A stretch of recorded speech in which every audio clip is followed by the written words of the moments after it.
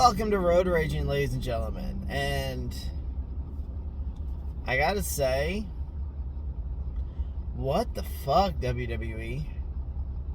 We normally talk how the end of the year for WWE is where, like, creative doesn't really do anything. They're preparing for the road to WrestleMania. They're preparing for Royal Rumble to WrestleMania. Nothing else except that time frame matters.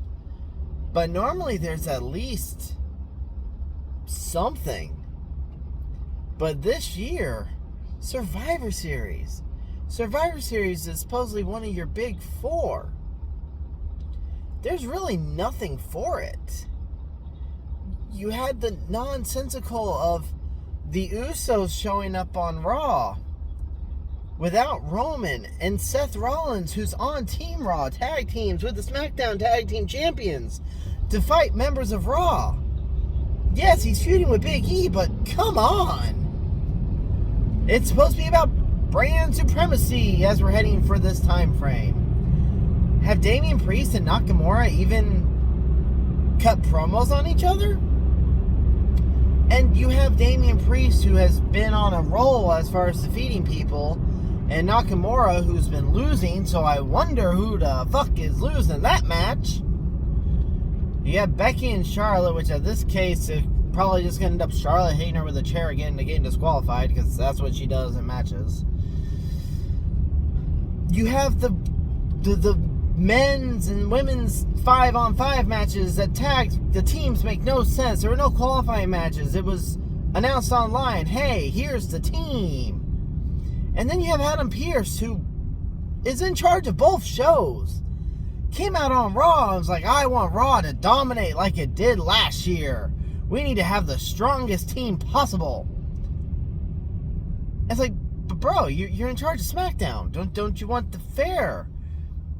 So he has Lashley murder Dominic, gets a spot on Team Raw. And then SmackDown, he has Jeff and Sami Zayn face each other to determine who's on the team and who's gone. Then he pulls Rey Mysterio from Team Raw and replaces it with Austin Theory, who is not a former world champion. The story behind this makes no sense. And Sonya Deville is playing both ends too and messing around with the teams. Survivor Series is the most simple pay-per-view, the most simple stories to write, to actually work on, to make entertaining, because all we want to see is a fucking invasion between the shows and sneak attacks here and back-talking here. There really hasn't been anything like that. In fact, you have the members of Team Raw, both men and women, and Team SmackDown all facing each other as you're heading towards them being a tag team. It's really bizarre, and it makes no sense story-wise, creative-wise.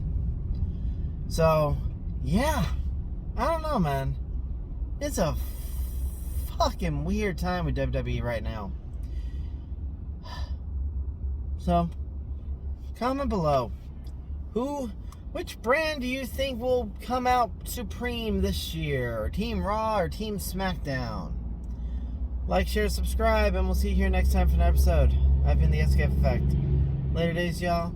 Take care of yourselves, everybody.